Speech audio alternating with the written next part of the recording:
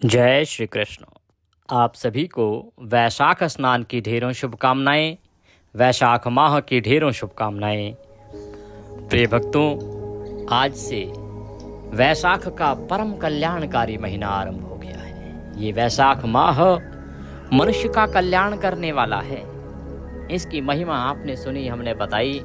अनेकों पुराणों में भगवान के माध्यम से इसके विषय में कहा गया है और इसीलिए प्रभु ने इसे अपना नाम दिया माधव। माधव मास में आप सुन रहे हैं माधव मास महात्म्य अर्थात वैशाख मास महात्म्य। वैशाख मास महात्म्य शास्त्रों में वर्णित है। स्कंद पुराण के वैष्णव खंड में इसका वर्णन आता है। आप जानते हैं कि हम अपने चैनल पर केवल और केवल वही महात्म्य सुनाते हैं जो भगवान ने कहे हैं, जिनके विषय में भगवान स्वयं कहते हैं कि इस माह में ये महात्म्य सुना जाना चाहिए, इससे इतना पुण्य प्राप्त होता है। तो हम केवल वही महात्म्य सुनाते हैं। ये प्रभु कृपा है कि हमारी 4 पीढ़ियां क्योंकि पांडित्य कर्म में बीती हैं, तो हमारे पास हमारे पूर्वजों की देन वो सभी ग्रंथ और पुराण हैं जो सैकड़ों वर्ष पुराने हैं, आज के समय मिलते भी नहीं हैं। और इसीलिए हमारे पास सभी माह आदि के वही महात्म्य पुराण आदि मिल जाते हैं, उन पुराणों में वर्णित हैं और वही हम आपको सुनाते हैं। तो इस पूरे माह आप वैशाख मास महात्म्य का अवश्य ही आनंद लीजिए, लाभ लीजिए, क्योंकि वैशाख मास महात्म्य सुनने मात्र से मनुष्य का उद्धार हो जाता है। वैशाख मास महात्म्य, वैशाख स्नान। वैशाख में वैशाख का मूल मंत्र ओम नमो नारायणाय, इनका जप ये मनुष्य को कोटि गुना पुण्य देने वाले हैं। इस माह की महिमा इतनी अधिक है कि यमराज स्वयं भगवान के सामने आके रोने लगे कि प्रभु, इस माह के परिणाम स्वरूप अब कोई मेरे लोक में आता ही नहीं। ये वैशाख स्नान कर कर के मनुष्य अपने सभी पाप धो लेते हैं और कोई यमपुरी नहीं आता। तब भगवान ने उनकी प्रार्थना को सुना। फिर उन्होंने कहा, प्रभु मुझे भी थोड़ा सा हिस्सा दे दीजिए, जिससे कि मैं भी इसका कुछ लाभ कमा सकूं। तब भगवान ने कहा कि जो कोई मनुष्य प्रतिदिन यम को जल अर्पण नहीं करेगा, उसको वैशाख का कोई पुण्य प्राप्त नहीं होगा। इसीलिए वैशाख में यमराज को जल अवश्य देना चाहिए। ये तो महिमा मैं पहले बता चुका हूं। आइए अब हम आज से महात्म्य आरंभ करते हैं। महिमा और जाननी हो तो वीडियो अपलोडेड है, आप उसे देख लीजिएगा, उसका लाभ लीजिएगा। आपसे निवेदन है कि ये वैशाख मास महात्म्य का वीडियो है तो कृपया एक बार लाइक अवश्य कर दीजिएगा। भगवान का आशीर्वाद प्राप्त करने के लिए और वैशाख स्नान फल प्राप्त करने के लिए कमेंट बॉक्स में अवश्य लिखिएगा ओम नमो नारायणाय। जितना लिखेंगे उतना कल्याण होगा। आप देख रहे हैं देवभूमि ज्योतिष संस्थान का प्रतिष्ठित यूट्यूब चैनल देवभूमि धार्मिक। हम यहाँ सभी व्रत और त्योहारों की सही शास्त्रीय जानकारी प्रदान करते हैं।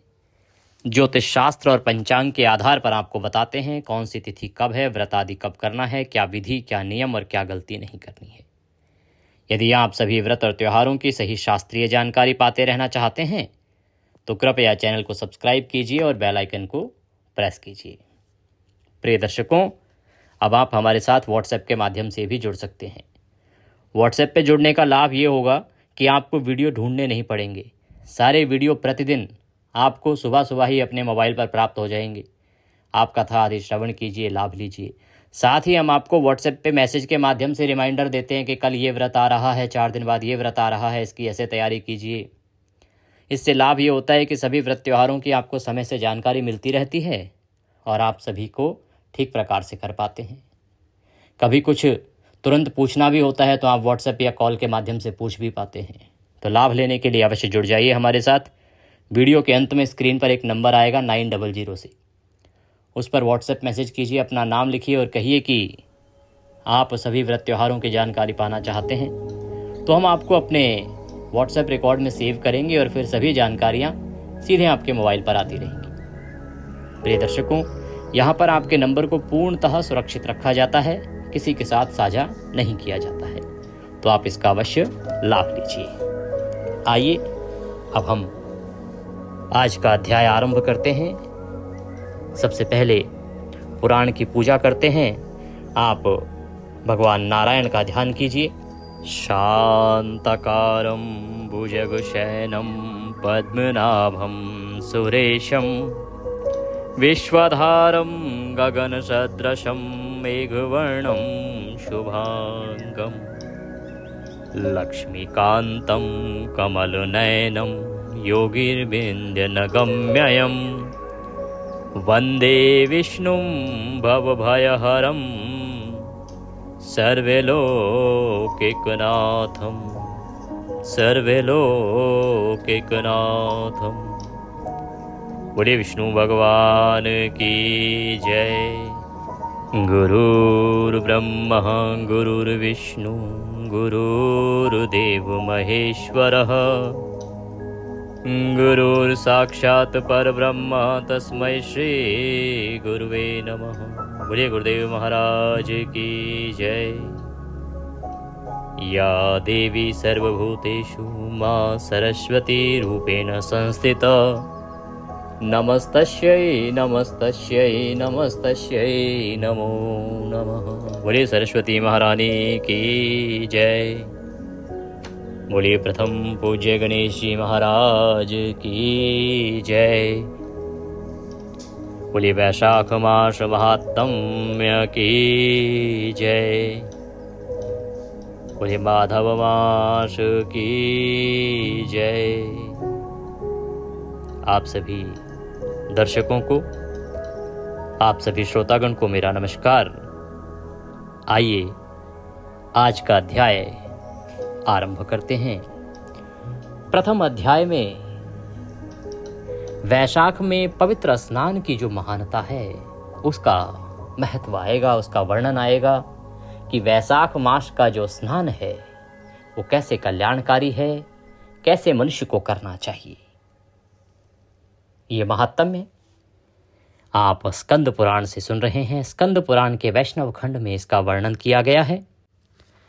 यह वेद वेदांग के ज्ञाता श्री सूत जी महाराज के द्वारा कहा गया है, जिसमें देवर्षि नारद राजा अम्बरीश को इसे सुना रहे हैं। श्री सूत जी महाराज कहते हैं कि एक बार की बात है कि राजा अम्बरीश जो है नारद जी से महात्म्य सुन रहे थे। अनेकों महात्म्य सुनने के बाद एक बार फिर राजा अम्बरीश ने ब्रह्मा परमेष्ठिन के पुत्र नारद से वैशाख माह की पुण्यमयी महानता के बारे में पूछा। राजा अम्बरीश ने कहा कि हे ब्राह्मण, मैंने आपसे पहले सभी महीनों की महानता के बारे में सत्य सुना है। आपने तब कहा था कि इन महीनों में वैशाख सबसे श्रेष्ठ है। अतः हे ब्राह्मण, मुझे वैशाख महीने की महानता के बारे में जानने की अत्यंत जिज्ञासा है। मैं जानना चाहता हूं ये महीना विष्णु को इतना प्रिय क्यों है। वे कौन से पवित्र अनुष्ठान हैं जिन्हें विष्णु माधव के प्रिय इस महीने में करवाना पसंद करते हैं। अर्थात भगवान की पूजा इस माह में कैसे की जानी चाहिए, कैसे प्रभु को प्रसन्न किया जा सकता है। इनमें से भी वे कौन से पवित्र अनुष्ठान हैं जो भगवान विष्णु को सबसे प्रिय और करने योग्य हैं। दान के रूप में क्या देना चाहिए, वैशाख में दान देने का क्या लाभ है। हमें देवताओं को ध्यान में रखकर ये अनुष्ठान करने चाहिए या नहीं। वैशाख के महीने के आगमन पर माधव की पूजा किन सामग्रियों से की जानी चाहिए। हे नारद, भक्ति से परिपूर्ण मुझ व्यक्ति को इसका विस्तार पूर्वक वर्णन कीजिए। राजा अम्बरीश जो हैं, इन्होंने देवर्षि नारद के श्रीमुख से अनेकों माह के महात्म्य सुने हैं। अनेकों महात्म्य सुनने के बाद इन्होंने देवर्षि नारद से अनुग्रह किया कि आपने मुझे माधव मास के बारे में बहुत बताया है, अब मैं उसका महात्म्य सुनना चाहता हूँ। आप मुझ पर कृपा करें और वैशाख का महात्म्य सुनाएं। तब देवर्षि नारद ने उत्तर दिया कि पहले मेरे द्वारा पूछे जाने पर ब्रह्मा ने विभिन्न महीनों से संबंधित प्राचीन परंपरागत पवित्र अनुष्ठानों का वर्णन किया था। जैसा कि पहले श्री को सर्वोच्च आत्मा विष्णु द्वारा वर्णित किया गया था। इसके बाद कुछ महीनों का विशेष रूप से उल्लेख किया गया, जैसे कार्तिक और माघ। माधव विष्णु ने वैशाख को महीनों में सबसे श्रेष्ठ बताया। वैशाख माह सभी प्राणियों को मां के समान सदा के लिए मनोकामनाएं प्रदान करने वाला माह है।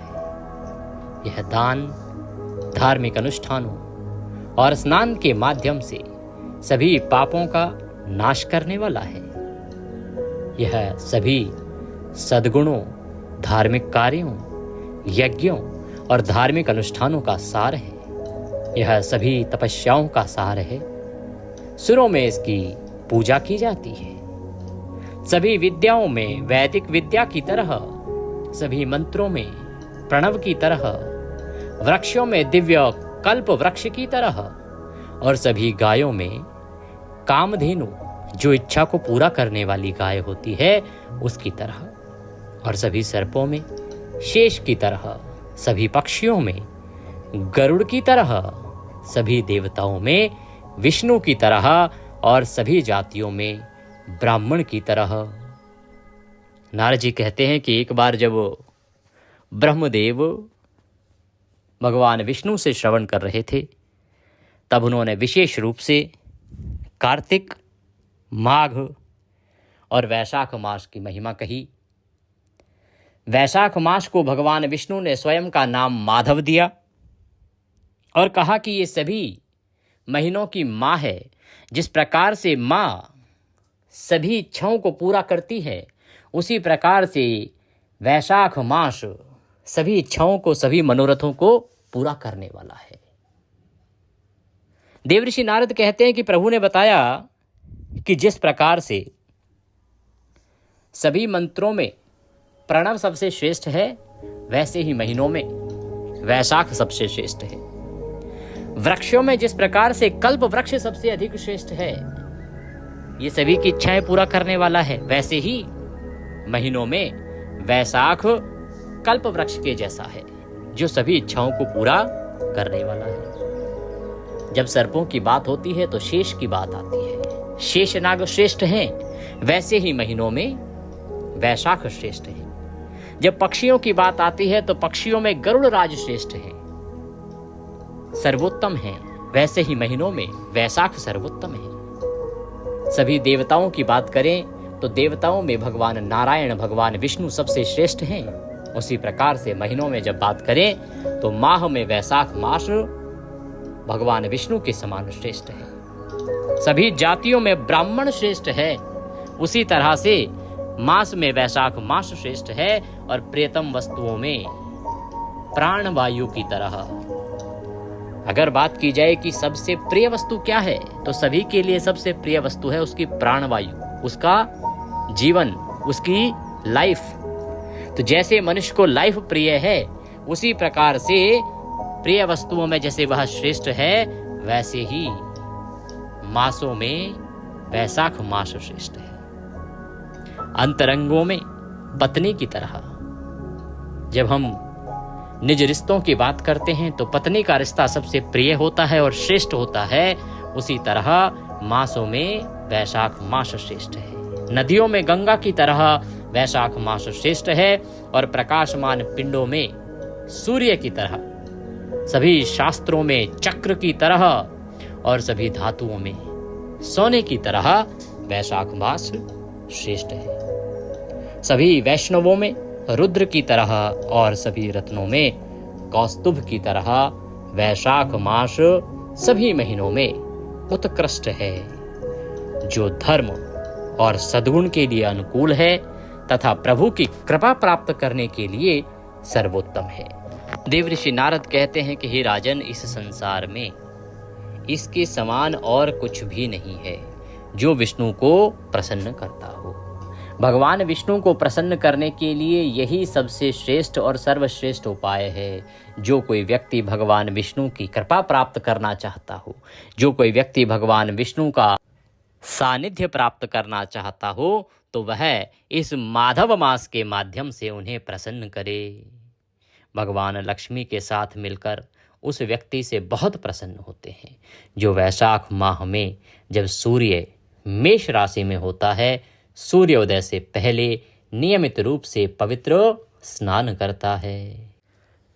देवऋषि नारद कहते हैं कि वैशाख के महीने में यदि आप सूर्योदय से पहले, क्योंकि वैशाख स्नान जो कहा गया है ना, वो सूर्योदय से पहले का कहा गया है, सूर्योदय से पहले कर लीजिए। और अधिकतम तब जब सूर्य की लालिमा फैल रही हो, और लालिमा भी कब फैलती है? जब सूर्य उदित होने वाले होते हैं।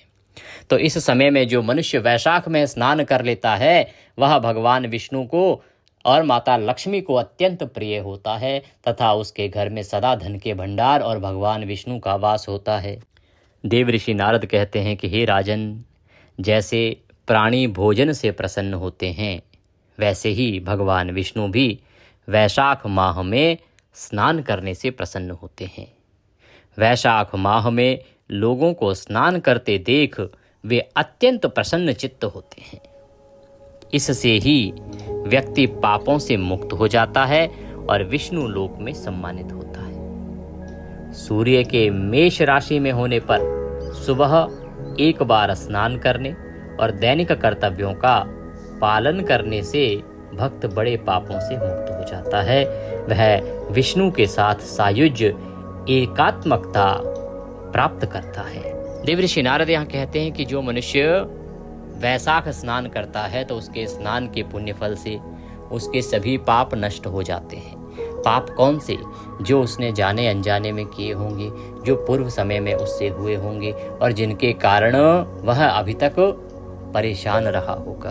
वैशाख स्नान करने से उसके पूर्व के सभी पापों का नाश हो जाता है, और जब पापों का नाश हो जाता है तो प्रभु की कृपा प्राप्त होती है, और प्रभु की कृपा प्राप्त होती है तो मनुष्य के दुखों का नाश होता है। नारद जी कहते हैं कि वैशाख मास में प्रातः काल का स्नान और दैनिक कर्तव्यों का पालन मात्र करने से भक्त बड़े बड़े पापों से मुक्त हो जाता है और वह अंत समय में भगवान के सायुज्य को प्राप्त करेगा। अर्थात जब तक वह पृथ्वी पर रहेगा वह अपने सभी जीवन के सुख ऐश्वर्य आदि का भोग करेगा, और जब उसका समय आएगा तो वह भगवान के परम धाम को प्राप्त करता है। उसे यमलोक नहीं देखना पड़ता। इस माह में स्नान करने के मात्र से मनुष्य यमपुरी के कष्टों से बच जाता है। यदि कोई व्यक्ति वैशाख माह में स्नान करने के उद्देश्य से एक कदम भी उठाता है तो उसे निसंदेह 10,000 अश्वमेध यज्ञों का लाभ प्राप्त होता है। देवऋषि नारद कहते हैं कि अगर किसी ने थोड़ा सा प्रयास किया कि वो वैशाख स्नान करे और कुछ कदम मात्र भी अगर वो चले वैशाख स्नान करने के लिए, तो उसके इस प्रयास मात्र से ही उसे अश्वमेध यज्ञ का फल प्राप्त हो जाता है। सोचिए, जिस कार्य को करने की सोचने से आपको इतना पुण्य प्राप्त हो रहा है, उस कार्य को कर लेने से आपको कितना लाभ है। इसीलिए मैं सदा कहता हूँ कि वैशाख मास के समान कोई माह नहीं है। पूरे 12 महीनों में अगर श्रेष्ठतम कोई महीना है पुण्य अर्जित करने के लिए, पुण्य प्राप्त करने के लिए, तो वह वैशाख, जहाँ केवल स्नान के बारे में सोचने मात्र से ही 10,000 अश्वमेध यज्ञ का फल प्राप्त हो जाता है। कहते हैं या फिर कुटिल मन वाला व्यक्ति भी मन ही मन यह निर्णय ले ले, उसे भी 100 यज्ञों का पुण्य प्राप्त होगा, इसमें कोई संदेह नहीं है। कहते हैं कि ये तो हुआ धर्मात्मा व्यक्ति की बात। यदि कोई कुटिल मन वाला है ना, जिसका मन भी थोड़ा काला है, वो भी यदि मन ही मन ये निर्णय ले ले कि वो वैशाख स्नान करेगा, तो उसके ऐसा सोचने मात्र से 100 यज्ञों का, 100 अश्वमेध यज्ञों का फल उसे निसंदेह प्राप्त हो जाता है। जो व्यक्ति सूर्य के मेष राशि में होने पर एक धनु अर्थात 3.5 हाथ की दूरी चलकर स्नान करता है, वह सभी बंधनों से मुक्त हो जाएगा। उसे विष्णु के साथ सायुज्य प्राप्त होगा। हे महाराज, ब्रह्मांडीय ऋतु में विद्यमान तीनों लोकों के सभी तीर्थ, नदियों आदि के थोड़े से जल में भी विद्यमान है। यम के अभिलेखों में दर्ज पाप तभी तक गर्जना करते हैं जब तक कोई प्राणी वैशाख माह में ठंडे पानी से स्नान नहीं करता। देवऋषि नारद कहते हैं कि हे राजन अम्बरीश, वैशाख माह की महिमा इतनी अधिक है कि इसका प्रभाव तीनों लोकों पर छाया हुआ है। नारद जी कहते हैं कि यमपुरी में जो यमराज के अभिलेख होते हैं, जहां मनुष्यों का लेखा जोखा लिखा होता है, जहां आपके पापों का पूरा कच्चा चिट्ठा लिखा होता है, उनकी गर्जना भी तभी तक है जब तक मनुष्य ने वैशाख स्नान नहीं कर लिया। यदि मनुष्य वैशाख स्नान कर लेता है तो यमपुरी में जो आपके पाप अभी तक दर्ज होंगे वो सब के सब शांत हो जाते हैं, नष्ट हो जाते हैं, समाप्त हो जाते हैं। केवल वैशाख स्नान कर लेने मात्र। वो पाप तभी तक गर्जना करते हैं जब तक मनुष्य वैशाख स्नान नहीं करता, ठंडे जल से वैशाख स्नान नहीं करता। हे महाराज, वैशाख माह में सभी तीर्थों आदि के देवता हमेशा बाहरी जल अर्थात नदियों, झीलों आदि में विद्यमान रहते हैं। कहते हैं कि जितने भी देवता हैं ना, इनका वास होता है जल में। तो मनुष्य इस समय में अगर बाहरी जल में स्नान करता है तो वह अत्यंत कल्याणकारी है। जैसे आपके आसपास कोई नदी है, झरने हैं, झीलें हैं, उनमें आप स्नान करें। गंगा जी जा पाएं बहुत उत्तम है। आप यदि प्रयागराज के आसपास हैं या संगम पे जा सकें, इस माह में स्नान करने बड़ा कल्याणकारी है। और जो प्रतिदिन इनमें स्नान करे उसका तो कहना ही क्या। परंतु जो प्रतिदिन इनमें स्नान ना कर सके, नदियों में ना जा सके, वो यदि घर पर भी गंगा जल युक्त जल से स्नान कर लेता है तो उसके भी सभी पापों का नाश भगवान नारायण की कृपा से हो जाता है। देवऋषि नारद कहते हैं कि हे राजन, मनुष्यों का कल्याण करने के लिए, मनुष्यों पर कृपा करने के लिए भगवान विष्णु सदा अपने भक्तों का ध्यान रखते हैं। अतः उन्होंने सभी देवताओं को निर्देश दे रखा है। भगवान विष्णु के आदेश अनुसार और मनुष्य के कल्याण की इच्छा से वे सभी देवता सूर्योदय से 6 घटिका अर्थात 144 मिनट तक, 1 घटी 24 मिनट की होती है, 6 घटी तक कहा गया है। 6 घटी का अभिप्राय हो गया 144 मिनट। सूर्योदय से 144 मिनट तक वहाँ निवास करते हैं। कहाँ? जल में निवास करते हैं। सभी देवी देवता भगवान विष्णु के निर्देश से जल में निवास करते हैं सूर्योदय से 144 मिनट तक, जिससे कि मनुष्य उस समय में आके या उस समय तक भी अगर आके जल में स्नान कर लेता है तो उसका उद्धार हो जाता है और देवता उसके पापों का नाश कर देते हैं।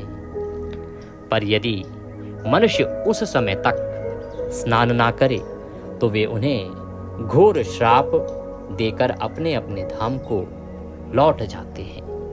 अतः हे महाराज, जैसा कहा गया है वैसे स्नान अवश्य करना चाहिए। देवऋषि नारद कहते हैं कि इस प्रकार से भगवान ने जब निर्देशित किया है और देवगण मनुष्य का कल्याण करने के लिए इतने समय तक जल में विराजमान रहते हैं, विद्यमान रहते हैं, जिससे कि मनुष्य स्नान करे और वो उसके पापों का नाश करे, और फिर भी मनुष्य यदि इतने समय तक भी स्नान नहीं करता है तो इससे देवता रुष्ट होते हैं और उन्हें श्राप देकर अपने अपने धाम को लौट जाते हैं। अतः मनुष्य को चाहिए कि वो इन नियमों का पालन करते हुए सूर्योदय से पहले स्नान करे। सूर्योदय से पहले स्नान ना कर पाए तो 1 घंटे 44 मिनट तक, सूर्योदय के बाद 1 घंटे 44 मिनट तक तो अवश्य कर ही लेना चाहिए। उससे अधिक विलंब से स्नान करना पाप तुल्य कहा गया है। वैशाख के महीने में किसी को भी इससे अधिक देर नहीं करनी चाहिए स्नान करने में। जितना आप शीघ्रता से स्नान करेंगे उतना कल्याणकारी है। पिछले दिनों हमारे पास एक प्रश्न आया, पंडित जी वैशाख माह आ रहा है, कब तक स्नान करें, कैसे स्नान करें? तो देखिए, मैं इसीलिए सदा कहता हूं कि आप हमारे महात्म्य सुना कीजिए, क्योंकि हम जो महात्म्य सुनाते हैं ना वो पुराणों में वर्णित है। वहां भगवान ने स्वयं ही आपके सभी प्रश्नों के उत्तर दे रखे हैं।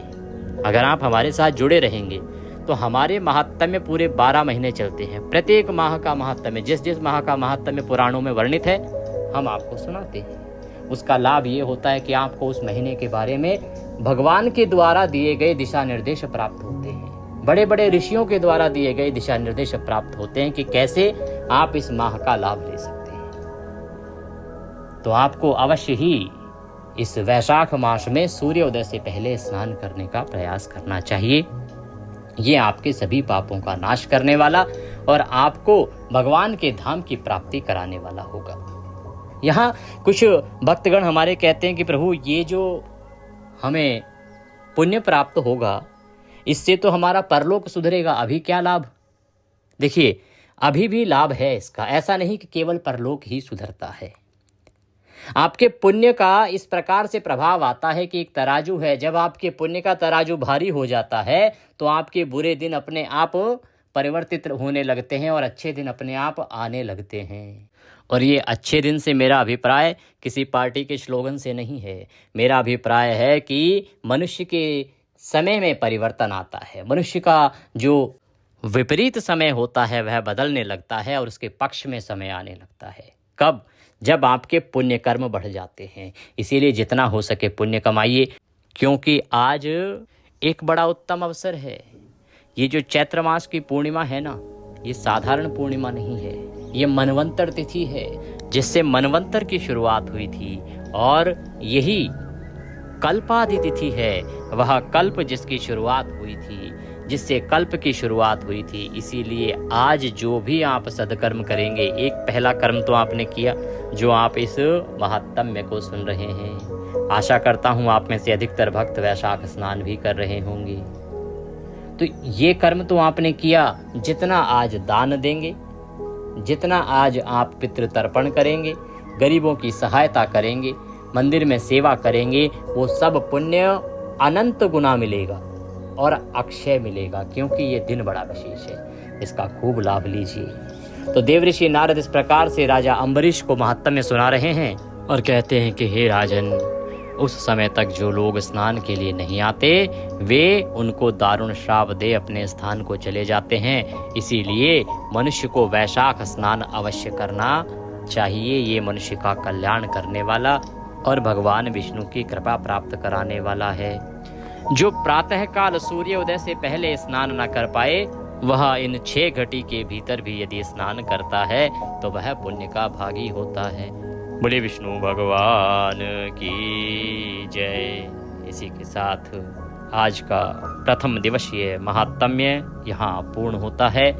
कल हम द्वितीय दिवसीय महात्म्य दूसरे दिन का दूसरा अध्याय आपके लिए लेके आएंगे। प्रिय भक्तों, इसके बाद अब आप सुनना ना भूलिएगा रामचरितमानस की आज की कथा। अरण्य कांड चल रहा है। भगवान रामचंद्र किस प्रकार से राक्षसों का वध कर रहे हैं, रावण के द्वारा माता सीता का हरण कैसे हुआ और कैसे आगे के चरित्र घटित होते हैं। तो प्रतिदिन रामचरितमानस कथा भी अवश्य सुनिएगा। अंतिम कुछ 5-6 दिन की कथा रह गई है, उसका लाभ लीजिए। YouTube पर पहली बार आप सुन रहे हैं रामचरितमानस कथा। आज के महात्म्य के निमित्त यदि दक्षिणा आदि कुछ भी अर्पित करना चाहते हैं तो स्क्रीन पर नंबर आ रहा होगा 900 से, उस पर भेज सकते हैं। जो QR कोड साथ में हमने दिया है उसको स्कैन करके उस पर भी भेज सकते हैं और WhatsApp पर जुड़ना ना भूलिएगा। जय श्री कृष्ण।